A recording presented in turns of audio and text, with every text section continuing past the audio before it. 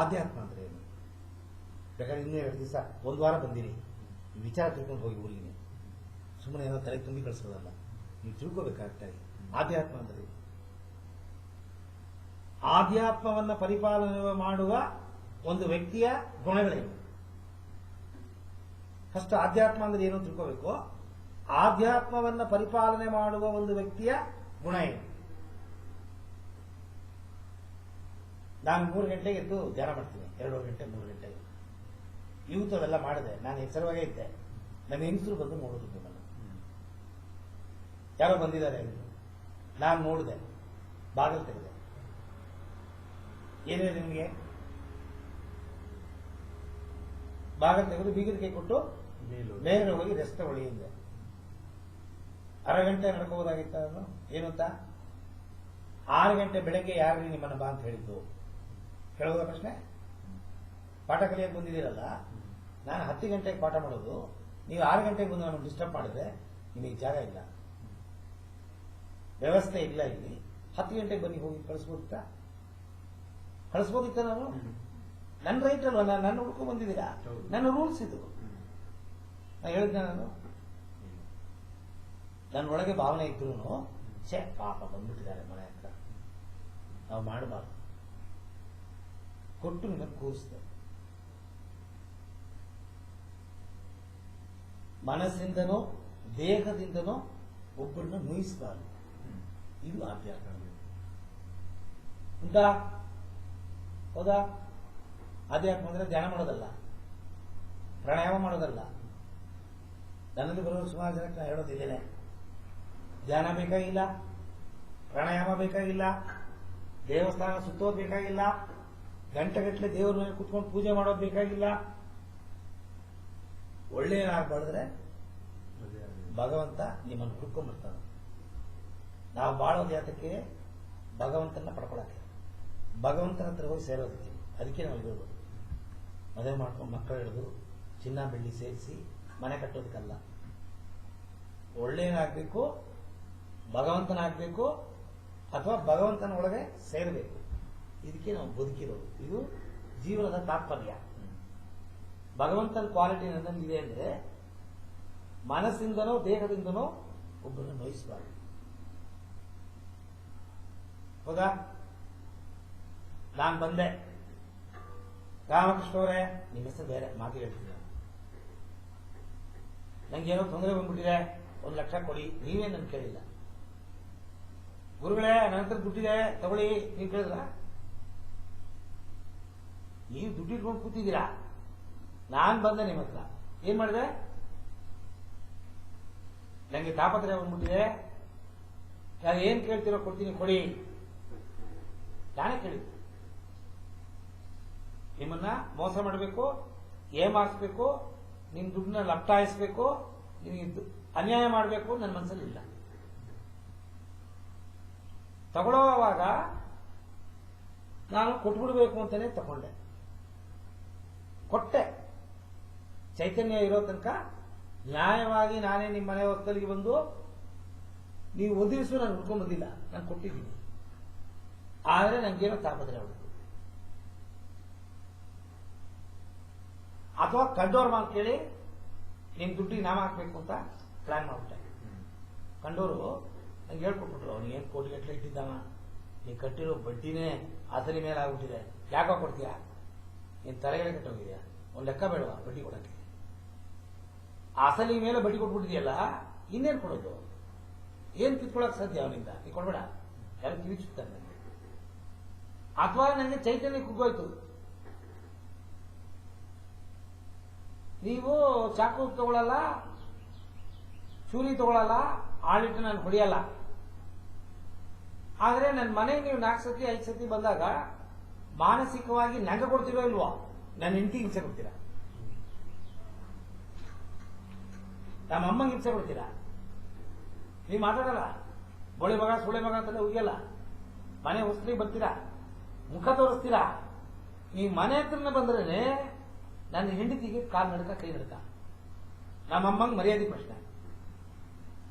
ನಾನ್ ಬಂಡನ್ ಮಗ, ನಿಮ್ಮ ಹತ್ರ ಬಡ್ಡಿ ತಗೊಂಡು ಸಾಲ ತಗೊಂಡು ಬಂಡ, ನನ್ನ ಶರ್ಟ್ ನೀವು ಎಳೆದು ನನಗೆ 2 ಪೆಟ್ಟು ಕೊಟ್ಟರು ದೊಡ್ಡ ಕಾಯ, ನಾನು ಕೊಡಲ್ಲ ಅಂತ ತೀರ್ಮಾನ ಮಾಡ್ಬಿಟ್ಟಿದ್ವಿ. ಅಥವಾ ಕೊಡಕ್ಕಾಗ್ಲಿಲ್ಲ ನನ್ನಿಂದ, ಏನ್ ಕಿತ್ಕೋತೀನಿ. ಆದ್ರೆ ಮನೇಲಿ ಇರೋದು ಕೂಗೋದು ಮರ್ಯಾದೆ ಮಾಡ್ತಾರೆ. ಈಗ ನೀವೇನಾಗಿದೆ, ನೀವ್ ಹೇಳ್ತೀರಿ ಏನಾಗಿದೆ, ಮನಸ್ಸಿಂದ ಒಬ್ಬರನ್ನ ಬೈದಿದ್ದಿಲ್ಲ. ತಿಳ್ಕೊಬೇಡಿ, ಸತ್ಯ ಮಾತಾಡ್ತೀನಿ. ನನ್ನ ಕೊಟ್ಟಿರೋ ದುಡ್ಡನ್ನ ಕೊಡು ಅಂತ ಕೇಳ್ತೀನಿ ಹೊರತು ನಾನು ಅವರಿಗೆ ಹಿಂಸೆ ಮಾಡ್ತಿಲ್ಲ.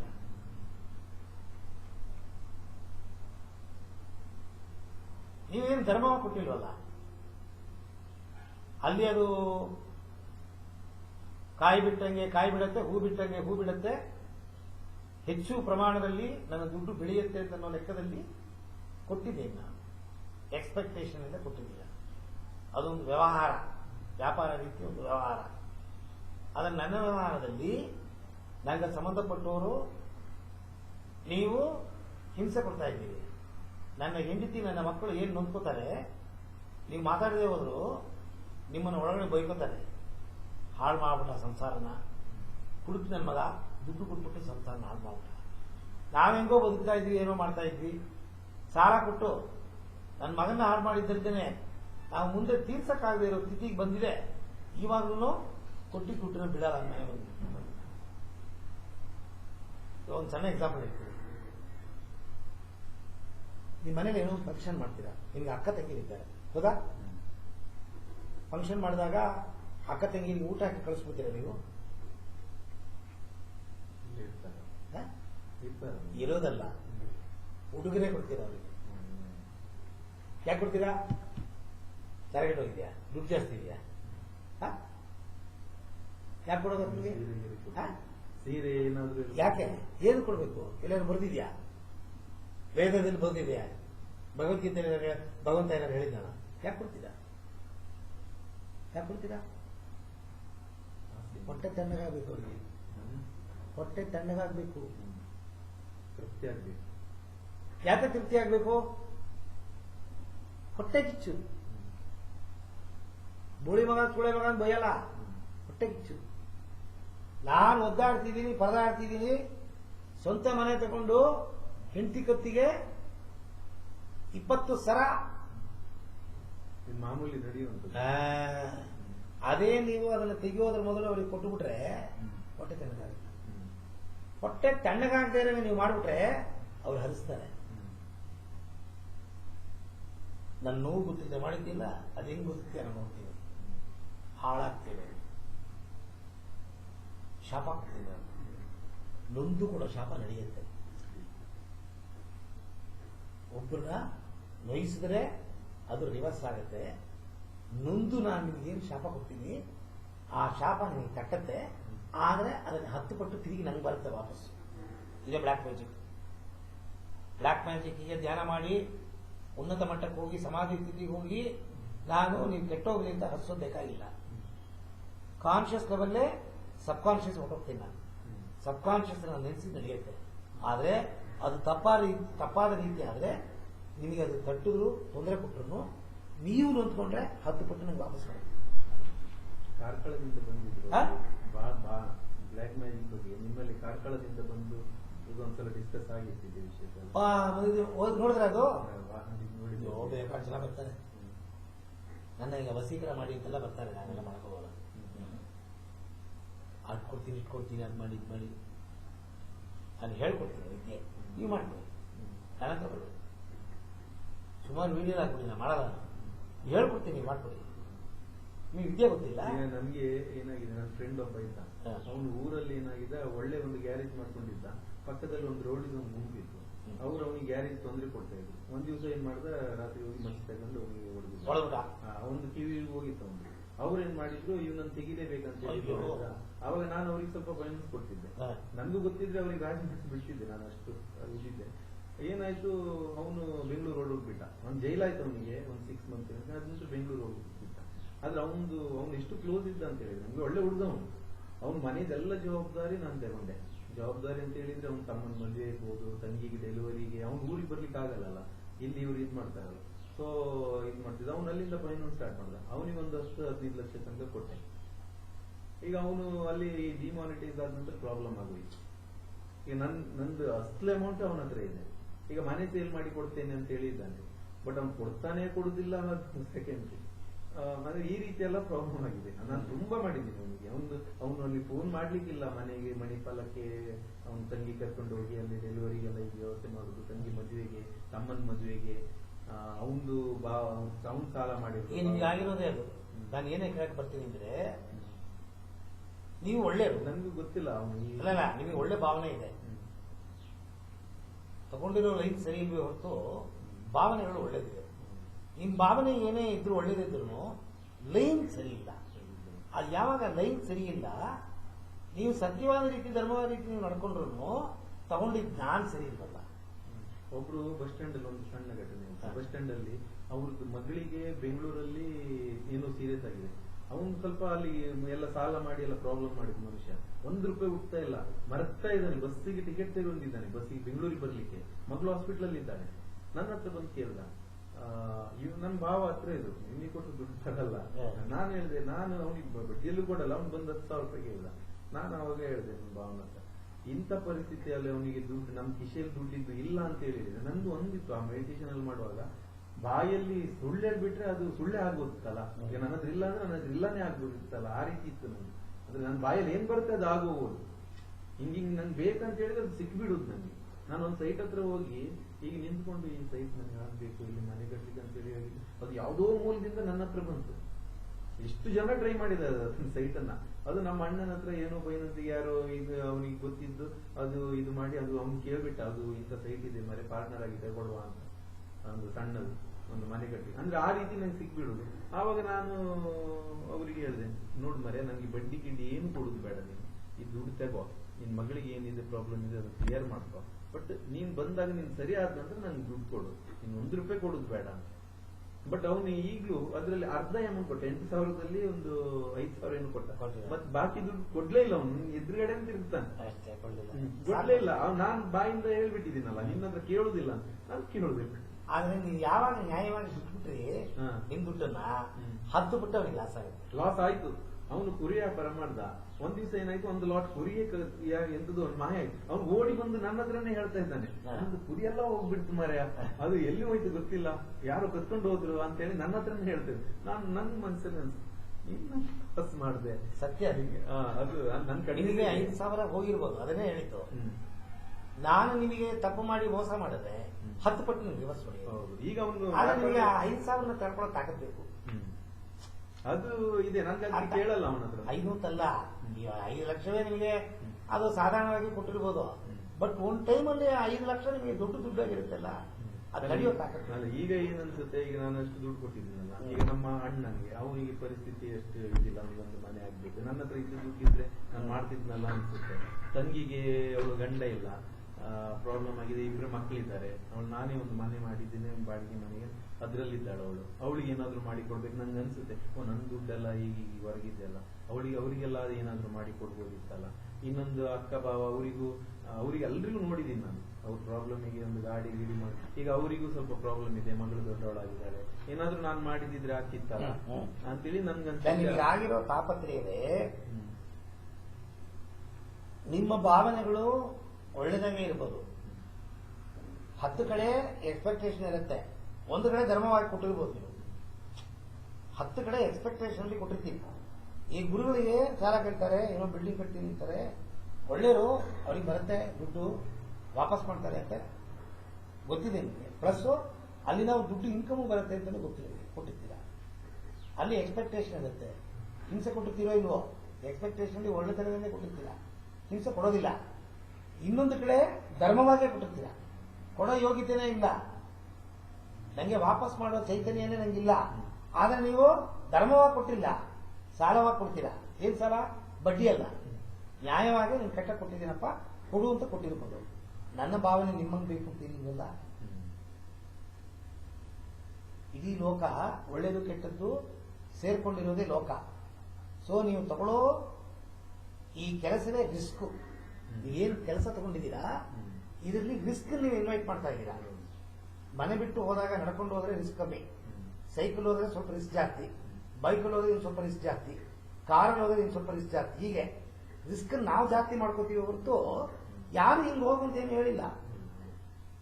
ಮತ್ತೆ ರೂಟ್ ಇದೆ, ಈಗ ಕೊಲೆಟ್ರಲ್ ಸೆಕ್ಯೂರಿಟಿ ತಗೊಂಡು ಕೊಡುವಂತದ್ದು, ಫೈನಾನ್ಸ್ ಮಾಡುವಂತದ್ದು ಎಲ್ಲ ಗೊತ್ತು ನಿಮಗೆ. ಅದು ನಮ್ಮ ಅಣ್ಣ ಮಾಡ್ತಾನೆ, ಅವನು ಸಕ್ಸಸ್ ಇದ್ರಲ್ಲಿ ಇದ್ದಾನೆ. ಬಟ್ ನಾನು ಮಾಡ್ಲಿಲ್ಲ ಅಂತ ಹೇಳಿದ್ರೆ ನನ್ಗೆ ಇಷ್ಟ ಇರಲಿಲ್ಲ. ಅಂದ್ರೆ ಈ ವೇ ಬೇಡ ಇದಂತ, ಅಂದ್ರೆ ಫೈನಾನ್ಸ್ ಬೇಡ, ಫೈನಾನ್ಸ್ ಎಲ್ಲ ಮಾಡಿ ನನ್ಗೆ ನನ್ನ ಫ್ರೆಂಡ್ ಅವ ಹೇಳಿದ್ದ ಬೆಂಗಳೂರಲ್ಲಿ, ಇನ್ನೊಂದು 50 ವರ್ಷ ತನಕ ಹೆಂಡತಿ ಮಕ್ಳಿಗೆ ಏನಾದ್ರು ಮಾಡಿ ನಂತರ ಹಿಮಾಲಯಕ್ಕೆ ಹೋಗ್ಬಿಟ್ಟು ಹಿಂಗೆ ಅದು ಅಂದ್ರೆ ನೀವು ಏನ್ ತಗೋತೀರಾ ಲೈನು ಅಷ್ಟು ಬೇಗ ನಿಮಗೆ ತೃಪ್ತಿಯನ್ನು ಕೊಡಲ್ಲ. ನೀವು ಹೇಳ್ತೀರಾ ನಾನು 5 years ಸಂಪಾದನೆ ಮಾಡ್ಕೊಂಡ್ಬಿಟ್ಟು ನಾನು ವಿಡ್ರಾ ಮಾಡ್ಕೊಂತೀನಿ ಅಂತ, ಅಷ್ಟೊಳಗಡೆ 5 ವರ್ಷದಲ್ಲಿ 10 ವರ್ಷದಲ್ಲಿ ಸಂಪಾದನೆ ಮಾಡಿದಷ್ಟು ಕೊಟ್ಬಿಟ್ಟಿರ್ತೀರಾ. ನೀವು ಹೊಸದಾಗಿ ಮಾಡದೆ ಹೋದ್ರು ಕೊಟ್ಟಿದ್ದು ಬರ್ಬೇಕಲ್ಲ, ಅದು ವ್ಯವಹಾರ ಮಾಡ್ಲೇಬೇಕಲ್ಲ. ಹಾಗಾಗಿದೆ ಈಗ.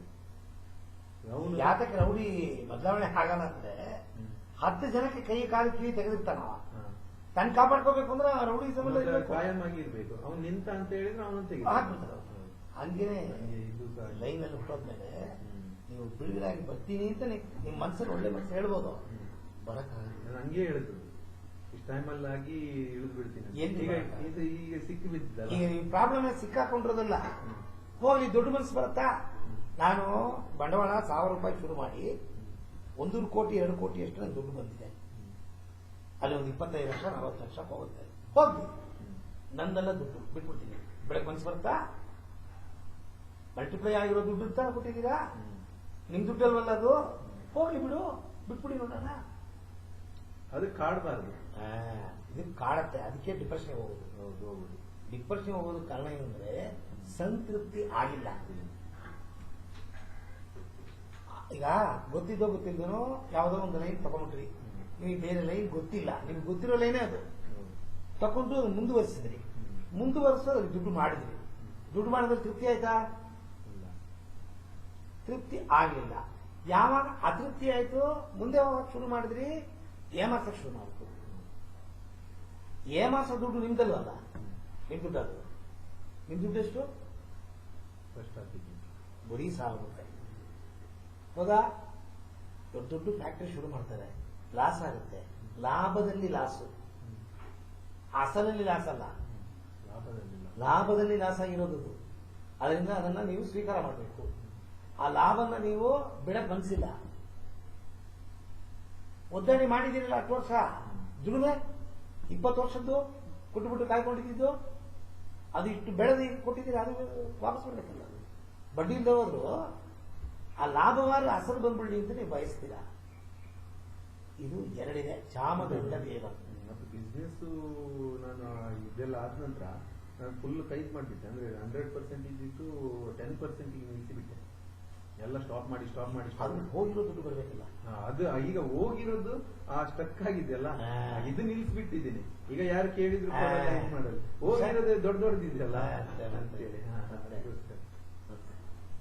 ಎಷ್ಟು ದುಡ್ಡು ನೀವು ಕಷ್ಟ ಬಿದ್ದು ಅಷ್ಟು ವರ್ಷ ಪರದಾಡಿ ಒಂದು ಎಕ್ಸ್ಪೆಕ್ಟೇಷನ್ ಇದ್ದು ನೀವು ಮಾಡಿ ದುಡ್ಡು ಸ್ಟಕ್ ಆಗೋಯ್ತು ಅಂದ್ರೆ ಮನಸ್ಸು ಸಮಾಧಾನವಾಗಿ ಒಪ್ಪಬೇಕು. ನಂದಲ್ಲ ಅದು ಮೆಡಿಟೇಷನ್ ಕೂತ್ಕೊಂಡು ಅದೇ ಬರುತ್ತೆ. ಅಷ್ಟು 1 ಗಂಟೆ ಚಿನ್ನ ಸಹ ಕೊಟ್ಟಿದ್ದೀನಿ. ಒಂದು ಫಾರಿನ್ ಸಾಯಿಬಾವ ಮುಸ್ಲಿಂ, ಅವನು ತುಂಬಾ ಕ್ಲೋಸ್ ಇದ್ದ. ಅವನಿಗೆ ಒಂದು ಯಾತ ಕೊಟ್ರಿ? ಅವನ ಹೆಂಡತಿ ಬ್ರೇಕ್ ಆಗ್ತೀನಿ. ಯಾತ ಕೊಟ್ರಿ? ತಲೆಗಟ್ಟೋಗಿದ್ಯಾ? ಹೆಂಡತಿ ಕತ್ತಲ್ಲಿ ಇದ್ದಿದ್ದು, ಸೊಂಟದಲ್ಲಿ ಇದ್ದಿದ್ದು, ಅಮ್ಮಂದು ಸರ ಯಾರದೇ ಇರಲಿ, ಯಾಕೆ ತೊಂದರೆ ಕೊಟ್ರಿ? ಅವನ ಹೆಂಡತಿ ಬೈಕ್ ಮಧ್ಯೆ ಇಲ್ಲ ಆ ಫಾರಿನ್ ಹೋಗಿ 1-4 ದುಡ್ಡು ಮಾಡಿದ್ರೆ ಇಲ್ಲ ಅವನು ಊರಲ್ಲೇ ಇದ್ದಿದ್ದ. ನನ್ನ ಹತ್ರ ಫೈನಾನ್ಸ್ ತಗೊಳ್ತಿದ್ದ, ವ್ಯವಹಾರ ಮಾಡ್ತಿದ್ದ, ಕೊಡ್ತಿದ್ದ. ಅವನಿಗೆ ಏನಾಯ್ತು, ತುಂಬಾ ಕ್ಲೋಸ್ ಇದ್ದ. ನಮ್ಗೆ ಸ್ವಲ್ಪ ಇದು ಜಾಸ್ತಿ ಅಲ್ಲ, ಕ್ಲೋಸ್ ಇದ್ದ. ಸೊ ಒಂದು ಬೈಕ್ ಎಂಬದಿ ಬಂತು ಅವನಿಗೆ. ಹೆಂಡತಿದ್ದು ಬೈಕ್ ಎಂಬದಿ. ಅವನ ಹತ್ರ ಏನೂ ಇಲ್ಲ. ಹೆಂಡತಿ ಕುತ್ತಿಗೆಗೆ ಹಾಕ್ಲಿಕ್ಕಾದ್ರೂ ಏನಾದ್ರು ಬೇಕಲ್ಲ ಅಂತೇಳಿ ಹೇಳ್ದ. ಅವನ್ ಚಿನ್ನ ಎಲ್ಲ ತೆಗೆದು ಬ್ಯಾಂಕಲ್ಲಿ ಇಟ್ಟಿದ್ದಾನೆ. ಬಿಡ್ಸ್ಲಿಕ್ಕೆ ದುಡ್ಡು ಕೇಳ್ದ ನನ್ನ ಹತ್ರ. ನಾನು ಹೇಳಿದೆ, ದುಡ್ಡು ಕೊಟ್ಟರೆ ಪ್ರಾಬ್ಲಮ್ ಆಗುತ್ತೆ, ಚಿನ್ನ ಆದ್ರೂ ಕೊಟ್ರೆ ರಿಟರ್ನ್ ತಗೊಳ್ಬಹುದಲ್ಲ, ಬರುತ್ತಲ್ಲ ಅಂತ. ನಾನು ಅಮ್ಮಂದು 2 ಚೈನು, ಸರ, ಇದು ಸರ ಎಲ್ಲ ಕೊಟ್ಟೆ ಅವನಿಗೆ. ಇದು ಹಾಕ್ಬಿಟ್ಟು ತಂದು ಕೊಡು ಮರೆಯ ಅಂತೇಳಿ. ಇವನು ಅದನ್ನ ಹಾಕ್ಬಿಟ್ಟು ಅವ್ನು ಅಡ ಇಟ್ಟಿದ್ದಾನೆ. ಅಡ ಇಟ್ಟು ಫಾರಿನಿಗೆ ಹೋದ. ಅದ್ ಬಂದು ಒಂದು ಚೈನ್ ತೆಕ್ಕೊಟ್ಟ. ಅದಿನ್ನು ಎಷ್ಟು ಒಂದು 7 ವರ್ಷ ಆಗ್ತಾ ಬಂತೇನು. ಇನ್ನೊಂದು ಅಮ್ಮನಿಗೆ ಅಮ್ಮ ಹಾಕೊಳ್ಳೇ ಇಲ್ಲ, ಹೊಸದಾಗಿ ಮಾಡಿ.